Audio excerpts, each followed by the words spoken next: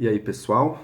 Que dias conturbados na política, hein? E conturbados não por algo que tenha vindo de fora do governo, mas por decisões ou falta de decisões do próprio governante e das pessoas que nos governam, né? Uma coisa, realmente uma loucura esse início, não temos nem 2 meses aí completos, mas já estamos vivendo um turbilhão de emoções aí. Ao que consta, parece que o Gustavo Bebiano, ministro-chefe da Secretaria-Geral da Presidência, será demitido, será exonerado na segunda-feira pelo presidente Jair Bolsonaro. Eu só vou acreditar mesmo quando isso estiver impresso no Diário Oficial da União, né? Porque a gente sabe que, sempre na política, mas hoje em dia ainda mais, a palavra vale muito pouco, né? Um tal de de dizer e de desdizer na sequência. O presidente fala uma coisa, ministros outra. Pessoas que nem do governo são, como os filhos do presidente, falam outra e tem voz de autoridade aí dentro. A pessoa que disse uma coisa no momento diz o contrário no segundo. Enfim, é uma verdadeira confusão. A gente só sabe mesmo que um fato só é certo depois que aconteceu. Antes, muito difícil confiar, mas tudo indica que, de fato, o Gustavo Bebiano será exonerado, será tirado do cargo, o que não me parece também uma decisão ruim. Para mim, da parte do presidente, ambas as decisões eram possíveis ali. Vamos lembrar o que está em jogo, né? Vamos lembrar brevemente, o que causou tudo isso. Em primeiro lugar, apareceu um possível, mas com indícios muito fortes, um possível esquema de corrupção do partido PSL, o partido do Jair Bolsonaro, na campanha, que teria usado candidatas laranja para desviar dinheiro do fundo partidário para outras candidaturas ou até para outros usos, não se sabe direito, não sabe ao certo exatamente para quê, mas desviando dinheiro público usando candidaturas laranjas, candidaturas que não eram competitivas, que receberam muito dinheiro. O fundo eleitoral ele exige que parte do dinheiro dele vá para candidatas mulheres. Então, candidatos que não tiveram votação expressiva receberam muito dinheiro e gastaram em circunstâncias muito estranhas esse dinheiro. Fazer material de campanha numa gráfica que nem existe.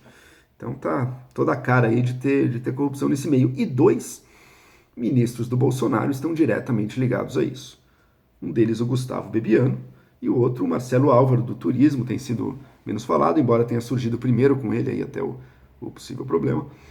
E o Bebiano era o líder, né, era o presidente do PSL durante a campanha. Então é muito difícil pensar que esse grande esquema, que envolveu mais de um estado até, tenha ocorrido de forma totalmente alheia a ele. Né? Então, mas ele inicialmente disse que não tem nada disso, não tem crise nenhuma também com o presidente. Eu conversei com o presidente lá no hospital, Bolsonaro estava internado lá ainda no início da semana, e conversei com o presidente, não tem crise nenhuma. E ao dizer isso, vem o Carlos Bolsonaro, filho do presidente, e tuita, não, mentira. Gustavo Bebiano não conversou com meu pai. Está mentindo. Ou seja, fritou o ministro ali de uma maneira direta, frontal, desmoralizando ele, desmentindo ele assim de uma maneira muito combativa.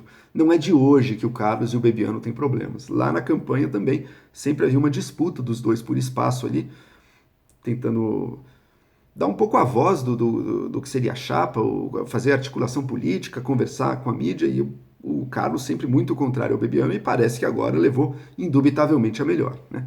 Porque, na verdade, não só o Carlos fritou o ministro, como o Bolsonaro retweetou o tweet do Carlos, ou seja, não sei se a decisão de fazer aquilo veio do próprio Carlos ou veio do Bolsonaro, mas isso não importa muito, porque mesmo se tiver vindo do Carlos, o Bolsonaro, de fato, chancelou aquilo. Né?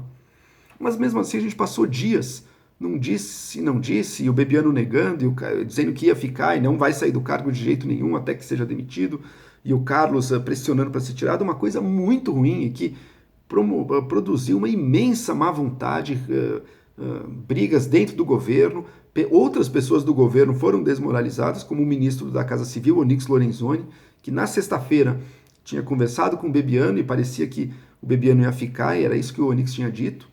Ou seja, ele também foi desmoralizado nessa história, agora que parece que o Bebiano não fica. Né? E é uma história no qual 2 caminhos eram possíveis. Tá? Tanto demitir o Bebiano, olha, está meio envolvido num esquema, na minha sincera avaliação, e acho que certamente o Bolsonaro vê assim também, o Bolsonaro não se queima muito com o escândalo do PSL, do velho PSL ali, porque o Bolsonaro usou como um veículo aquele partido, mas não participava muito dessas decisões de orçamento, de funcionamento da estrutura partidária, e não tenho dúvida que não deve ter sido a campanha dele diretamente beneficiada. Eu acho que provavelmente muito deputado dessa bancada do PSL, que a gente nem conhece direito de verdade o que tem ali dentro, parece ter muito maluco, mas não tenho dúvida que tenha muito deputado, que possa haver muito deputado comprometido nessa história. Mas o Bolsonaro e os filhos dele ali, acho difícil que que estejam diretamente ligados a isso, eles vieram de fora, o partido se utilizou deles para ganhar voto, mas não, até onde eu saiba, a coisa era bastante independente um do outro. Então, na minha visão, o Bolsonaro pode perfeitamente exonerar o Bebiano sem pagar um preço muito grande, pelo menos de imagem, com isso. Né? Não se queimaria muito com isso. Ele consegue facilmente se descolar a imagem dele da imagem do Bebiano, e a demissão seria justamente o caminho para isso. Então, me parece até, no final das contas, a decisão mais razoável, mas também daria para entender outra, dizendo, olha, pensando que talvez o Bebiano possa causar um estrago tão grande se for tirado, que seja melhor deixar ele ali. E mais, não é bom deixar essa imagem de que o Carlos Bolsonaro manda dessa forma no governo. Então, a participação do Carlos na história seria mais um argumento contra. Né? Agora, o problema é que por alguns dias ali, o presidente não tomou decisão nenhuma. Ele deixou a história crescer, deixou os dois lados falarem cada vez mais. Entraram os militares, entrou a articulação política, entrou o presidente da Câmara, Rodrigo Maia. Todo mundo começa a opinar e a falar. E todo mundo vai tentando conquistar seu espaço. A gente está vendo um governo em que, mais do que nunca, assim, as ambições pessoais falam muito mais alto do que qualquer ideia de cooperação e de tentar ajudar o governo como um todo a ser bem sucedido. Ninguém está preocupado com o governo como um todo. Está todo mundo olhando para o seu próprio umbigo, tentando segurar, puxar o máximo da toalha para o seu lado, para ganhar um pouco a mais, para ter um pouco mais de influência de poder, e quem tem um espaço de não ceder espaço nenhum. Então, o Carlos Bolsonaro, numa manobra vergonhosa, lembrando, Carlos Bolsonaro é vereador da cidade do Rio de Janeiro. Ele não tem rigorosamente nada a ver com o governo, mas fala em caráter quase oficial sobre o que acontece ou o que não acontece no governo, e como a gente viu agora, tem a sua vontade, muitas vezes, chancelada pelo presidente da República. Então, por mais que não tenha cargo, tem mais uma voz aí que tem que ser lidada aí no governo. Por outro lado, o próprio Bebiano também, na situação que se criou ali, se tivesse algum sentimento de decoro, de alguma dignidade, alguma mais, é impossível, é insustentável você ficar num cargo quando o presidente da República te chamou de mentiroso, né? Porque o filho dele disse e o presidente primeiro viu, permitiu e depois retweetou. Então o presidente te chamou de mentiroso. É impossível, é indigno, é abjeto você continuar na oposição depois dessa. Né? Mas enfim, esse tipo de pensamento hoje em dia não está em alta. Esses conceitos, honra, decoro, isso aí já foi por terra, ninguém está nem aí para isso. O que todo mundo quer, pode se xingar, pode ter barraco público, pode ter o que for, cada um quer lutar para ganhar espaço aí dentro, uma briga de todos contra todos, da ambição mais desenfreada, aliada à total falta de espírito cooperativo. Né? Então,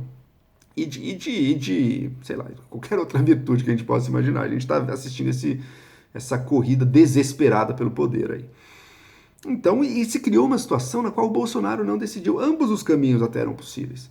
E o Bolsonaro demorou.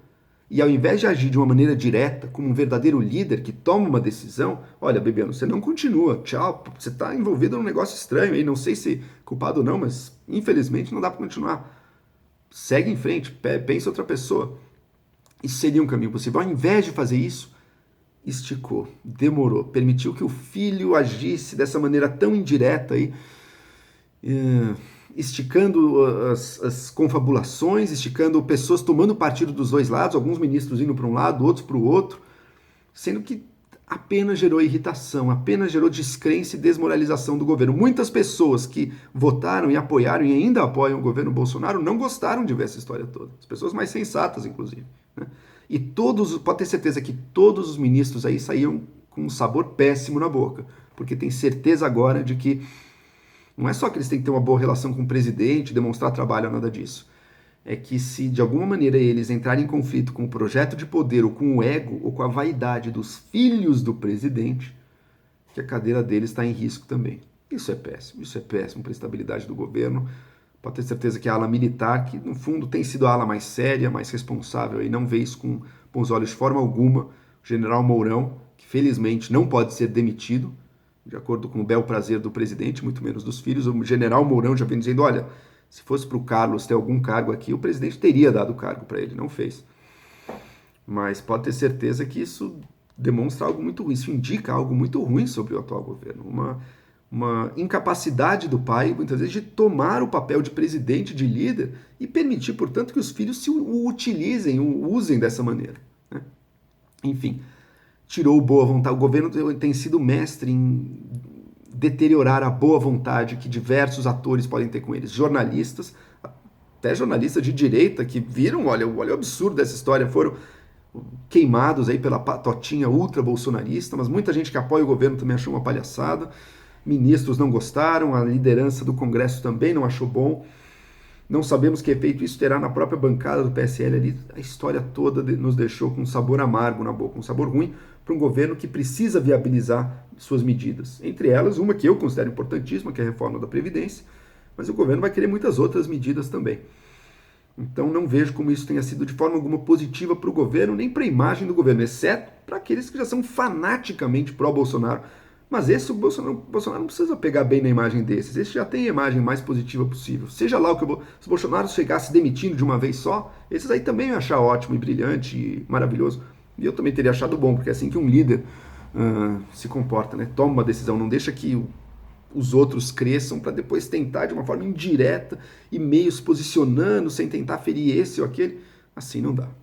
Vamos esperar, ver se segunda-feira realmente o Bebiano cai. Mas para o governo essa situação toda gerou um sabor ruim. E é muito preocupante para a nossa república que filhos do presidente possam, de uma maneira tão unilateral, tão idiosincrática, tão egoísta, ter um efeito desses na presidência, no governo do Brasil. Esses caras não foram eleitos para ser presidente do Brasil, então que cumpram as suas funções. No caso do Carlos Bolsonaro, que é o mais desbocado, que cumpre a função de vereador da cidade do Rio de Janeiro, uma cidade que, aliás, precisa de representantes porque está passando por momentos muito difíceis, como a gente tem acompanhado. Então, é isso.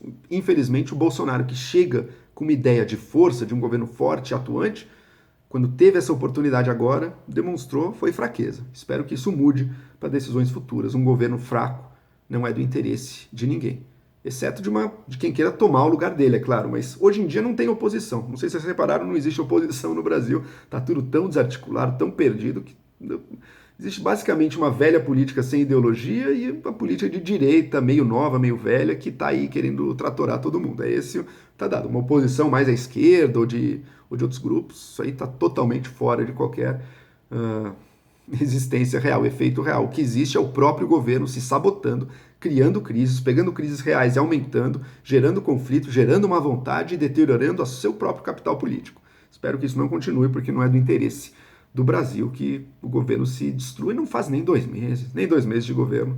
Esperamos que o Bolsonaro possa demonstrar mais força e menos